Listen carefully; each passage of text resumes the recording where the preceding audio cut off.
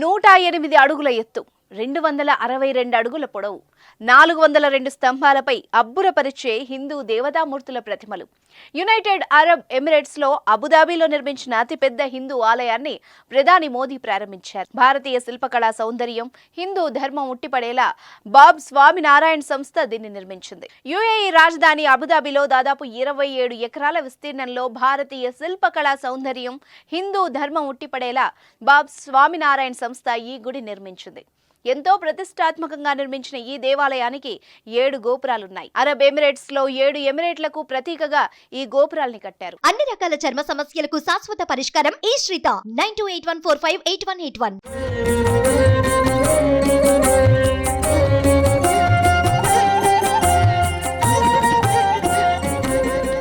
రాజస్థాన్ నుంచి దిగుమతి చేసుకున్న పాలరాతిని ఆలయ నిర్మాణానికి వాడారు. వేలాది మంది శిల్పులు, కార్మికులు దాదాపు 3 ఏళ్లు కష్టపడి ఈ అద్భుత కట్టడంలో పాలు పంచుకున్నారు. గుడిలో 402 పాలరాతి స్తంభాలను అమర్చారు. ఒక్కో స్తంభంపై దేవతామూర్తులతో పాటు పలు శిల్పాలను చెక్కారు. ఆలయ నిర్మాణానికి మొత్తం 700 కోట్ల రూపాయలు ఖర్చు చేశారు. గుడి దిగువ భాగంలో గంగా, యమునా నదుల ప్రవాహాన్ని ప్రతిబింబించేలా కృత్రిమ ప్రవాహాన్ని ఏర్పాటు చేశారు. ఈ ఆలయం పశ్చిమాసియాలో అతిపెద్ద హిందూ దేవాలయంగా నిలుస్తోంది.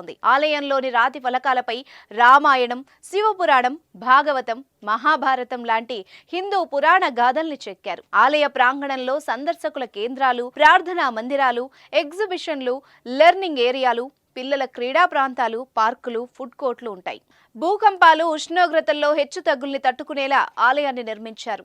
ఆలయంలో పెద్ద సంఖ్యలో సెన్సార్లు ఏర్పాటు చేశారు. ప్రకృతి వైపరీత్యాలు, వాతావరణ మార్పులపై అవి నిరంతరం డేటా సేకరించేలా అమర్చారు. మొత్తంగా యుఏఈలో తొలి హిందూ ఆలయంగా బాబ్ స్వామినారాయణ టెంపుల్ ప్రాముఖ్యత సంపాదించింది. దుబాయ్, అబుదాబి, షేక్ జాయద్ హైవేకి సమీపంలోని అల్ రబ్బా సమీపంలోని అబు మురీఖాలో ఇది నిర్మించారు. ఈ ఆలయానికి యుఏఈ ప్రభుత్వం 27 ఎకరాల స్థలాన్ని విరాళంగా ఇచ్చింది. 2019లో ఆలయ శంకుస్థాపన జరిగింది. ఈ ఆలయ ప్రాంగణంలో 3000 మంది భక్తులు ఒక్కసారిగా దర్శనం చేసుకోవచ్చు. ఇందులో ఒక కమ్యూనిటీ సెంటర్, ఒక ప్రదర్శనశాల, గ్రంథాలయం, పిల్లల పార్కు ఉన్నాయి.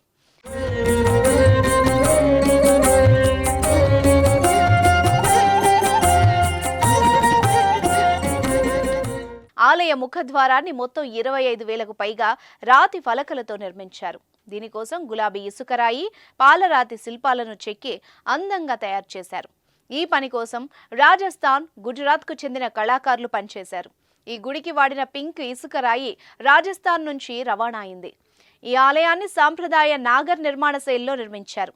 108 అడుగుల ఎత్తుతో దీన్ని నిర్మించారు. బాబ్స్ మందిర్ చుట్టూ చక్కగా రూపొందించబడిన ఘాట్లు, గంగా, యమున నదులను తలపించేలా తీర్చిదిద్దారు.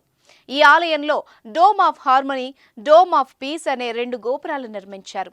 ఆలయ ప్రవేశం దగ్గర 8 విగ్రహాలు ఏర్పాటు చేశారు. ఇది సనాతన ధర్మానికి పునాది అయిన 8 విలువలను సూచిస్తుంది. ఆలయ ప్రాంగణంలో ఈ ప్రాంతంలోని పురాతన నాగరికతల్ని కూడా రాతితో చెక్కారు.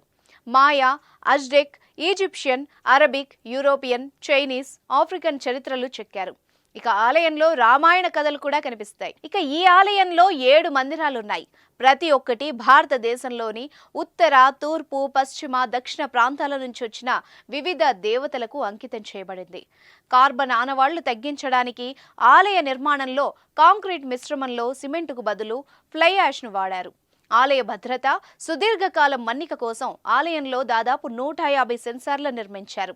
ఉష్ణోగ్రత, పీడనం, ఒత్తిడి, భూకంప సంఘటనలు ఇవి పర్యవేక్షిస్తూ ఉంటాయి. బాబ్స్ మందిర్ ఇప్పటికే MEP middle east awards best interior design concept of the year 2020, best architecture style, best traditional Nagar style, 2019 సంవత్సరపు ఉత్తమ మెకానికల్ ప్రాజెక్టుతో సహా అనేక ప్రశంసలు, అవార్డులను గెలుచుకుంది.